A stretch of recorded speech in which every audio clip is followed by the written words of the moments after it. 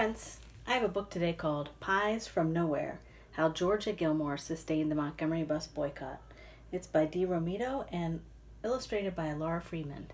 And this is a book about the civil rights movement that happened in the 50s and the 60s. And I wanted to show it to you today because we're still protesting things and different people contribute in different ways. And this is how Georgia contributed her gifts to making change in the world. When Georgia Gilmore was a young girl, she lived on a farm in Alabama where she fed the pigs and milked the cows. Georgia did her best to listen to what her mother taught her. Think twice before doing anything you might regret, and never ever hate anyone. Georgia grew up and soon she had a family of her own. She did plenty of cooking along the way, and when it was time for something sweet, she knew just what to do. She'd blend butter and sugar in a bowl to get her homemade pound cakes started, and then she'd add tea bags in a pot of water for a new batch of sweet tea. Georgia was a cook at the National Lunch Company in downtown Montgomery, Alabama. Because of segregation laws, the restaurant counter was separated into two sections. One side for white customers and one side for black customers. Georgia knew it was wrong, but that was the way things had always been. On December 1st, 1955, Georgia was working at the restaurant when a news alert came over the radio. An African-American woman named Rosa Parks had been arrested for refusing to give up her seat on a bus to a white passenger. Rosa was tired of giving in to rules that were unjust, and she wasn't the only one. The next day, a flyer was passed around the black community in Montgomery asking people to boycott public transportation on Monday. It said, "Please stay off the buses."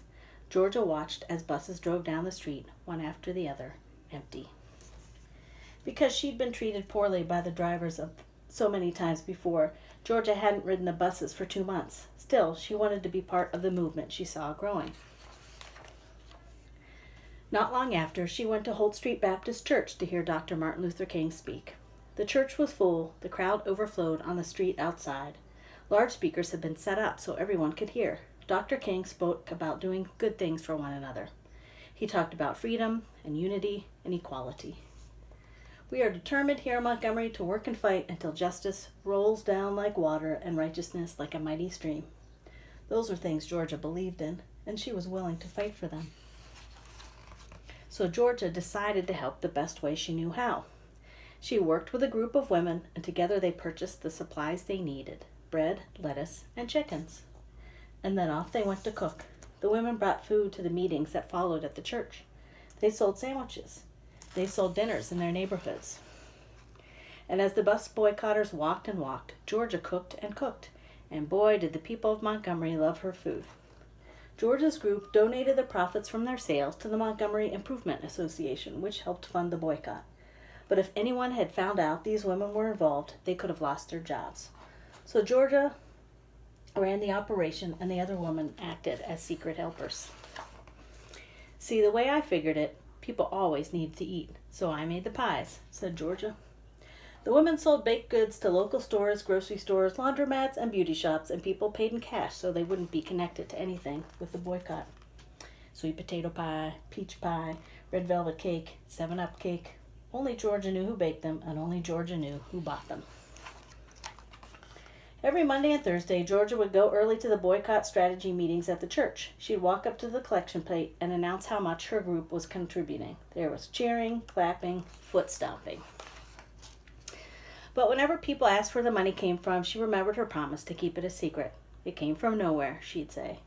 Because of this, her brave group of women bakers became known as the Club from Nowhere. The club not only raised enough to purchase gas for the carpool system that had been set up for the boycott, but they were also able to buy station wagons to aid the effort and help get people where they needed to go. But Montgomery didn't want their buses continuing to lose money, so the city did what it could to stop the protesters and their other efforts. Dr. King's and 89 others were arrested for their roles in the boycott, and Georgia was called to speak in court about an instance when a bus driver had mistreated her. After she had already paid, the driver demanded she get off and enter through the back of the bus. When I reached the back door and was about to get on, he shut the back door and pulled off, and I didn't even ride the bus after paying my fare. So I decided right then and there I wasn't going to ride the buses anymore, Georgia testified. Georgia knew she was doing the right thing by standing up for her fellow protesters. But news of the trial spread across the country like wildfire.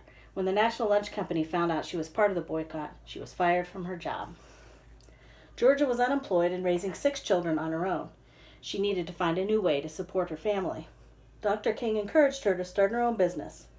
"All those years you've worked for somebody else. Now it's time you work for yourself," he said. He helped her improve the kitchen in her home, and Georgia got new pots and pans and cooking supplies. Word soon got around, and people came to eat at Georgia's. When they came to her house for a meal, they would eat wherever they could find a seat, and if they couldn't find a seat, they'd eat standing up.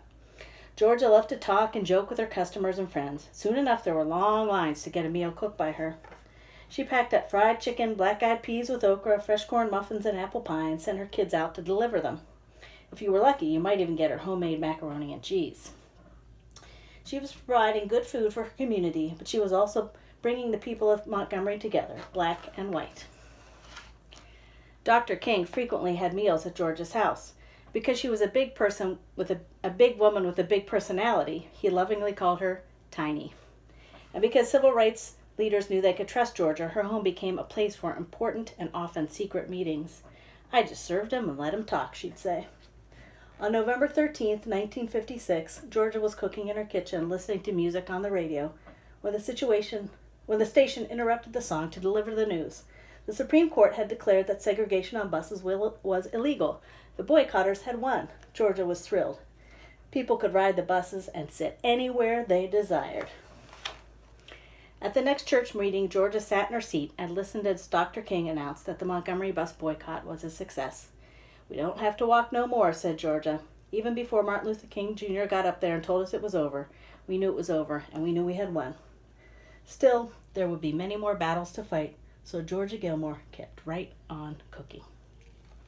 The end.